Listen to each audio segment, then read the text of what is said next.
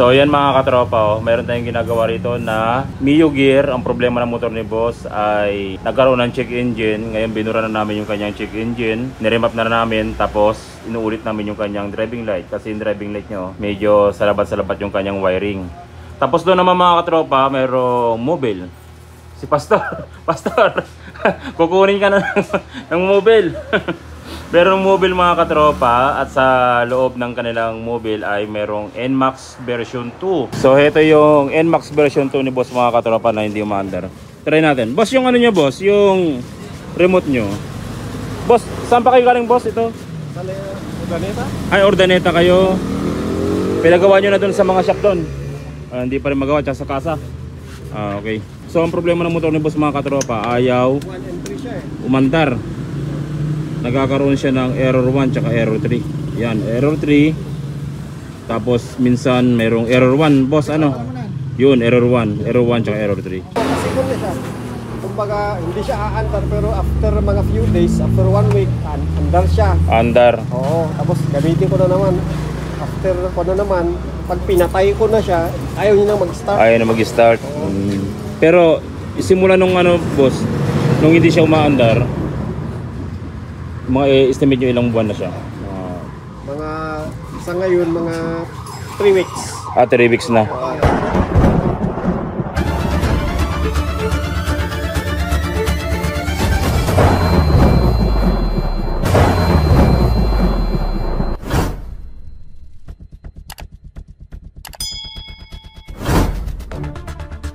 So ito yung NMAX version 2 ni boss mga katropa na binaba doon sa mobile ng pulis. Kapag sinusi natin yung motor ni boss, saan yung kanyang remote? Yung remote ni boss, ito yung kanyang remote. Kapag sinusi natin yung motor ni boss, kung mapapansin nyo ay mayroon siyang check engine, tapos lalabas yung error 1 at mayroong error 3. So pag ganitong klaseng problema mga katropa, syempre kahit na i-push button natin, hindi siya andar, magre-redondo lang siya.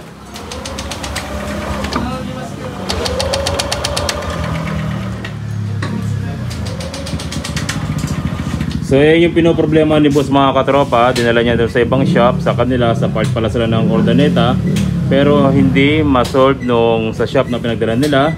Dinala sa kasa, hindi rin ma-solve, kaya nag-decide si boss na dalhin sa atin yung motor para ipa-check kung ano yung problema sa motor niya, dahil nagkakaroon siya ng error 1 at nagkakaroon ng error 3. Tapos dito naman ay meron tayong dalawang NMAX na ginagawa, ABS NMAX version 1, corrupted na, walang speedometer, naka-always on yung kanyang ABS, at yung NMAX version 2 naman ay naka-indicated yung ABS pero mayroong speedometer.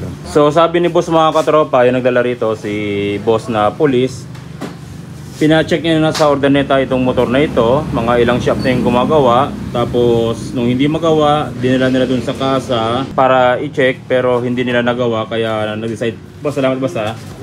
Kaya nag-decide si boss na dalhin sa shop natin para ipa-check kung ano talaga yung problema. Kasi halos ilang buwan na daw nakatambak yung motor ni boss at hindi niya magamit.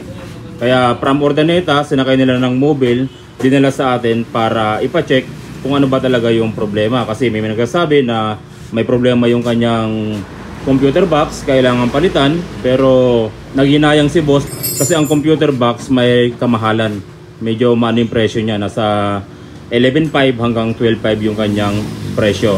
Kaya bago magpalit ng computer box si boss, dinala niya muna rito sa atin para ipa-check, para ipa-final kung ano ba talaga yung problema ng kanyang motor, kung bakit hindi ma-solve at ayaw umandar. Kapag naka-encounter kayo ng ganitong klaseng problema, na kapag sinwitch nyo ang inyong motor ay may check engine, error 1 at error 3 na lumalabas at hindi umaandar yung motor, nagre-redondo lang siya, ito yung mga possible na problema. Napakadali lang nito ng problema na ito at hindi naman sakit sa ulo. So hindi nyo na kailangan magpalit ng computer box para hindi kayo magasusan.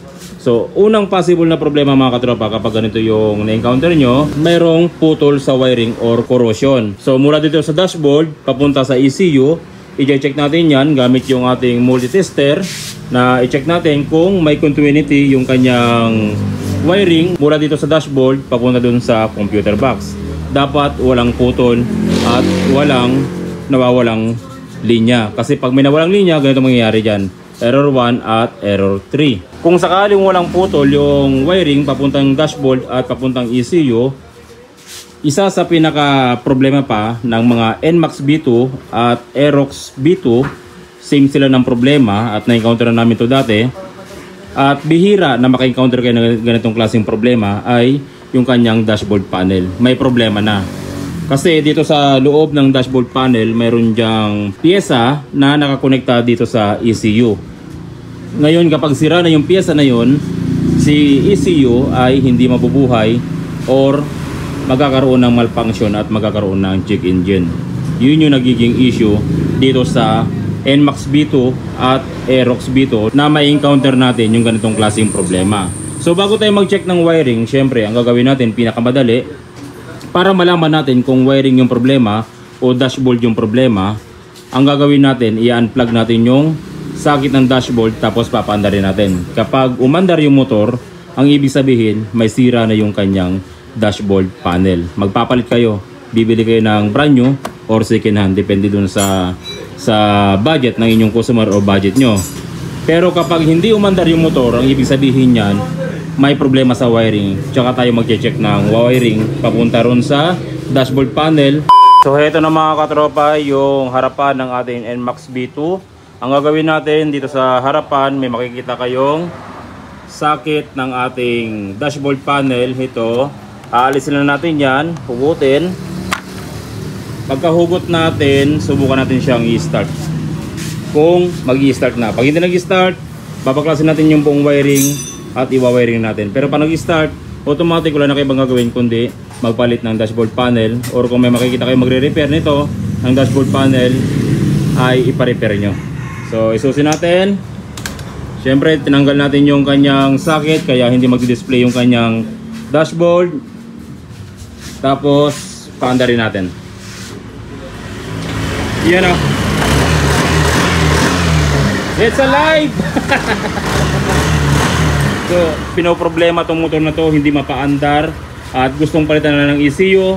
Pero tingnan nyo, minuto lang umaandar na. O dyan tayo, iorong mo nga rito. Medyo sinusundot yung puwet mo dyan. Yan. Yan o. It's alive na.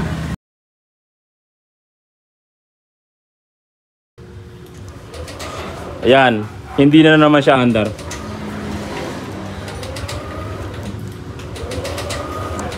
Ayan. Pero pag tatanggalin natin yung kanyang dashboard panel, yung socket, eto.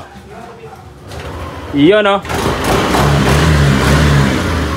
So ganun na mga katropa yung gagawin natin kung sakaling nagkaroon ng error 1 yung ating NMAX version 2 at Aerox version 2 mga katropa. Hindi lang ito sa NMAX may encounter kundi sa Aerox version 2. Same sila ng problema na kapag ayaw umandar at nagkaroon ng error 1, tanggalin nyo lang yung dashboard panel. Siguradong aandar yan. Kung sakaling di umandar, tsaka tayo mag-check ng wiring.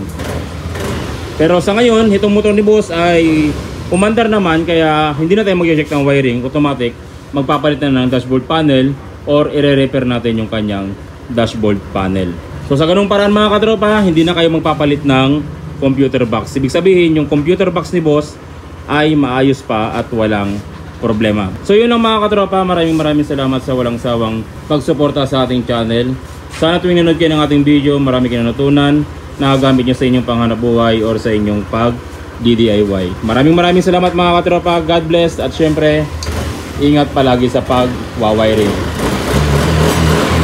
Alright.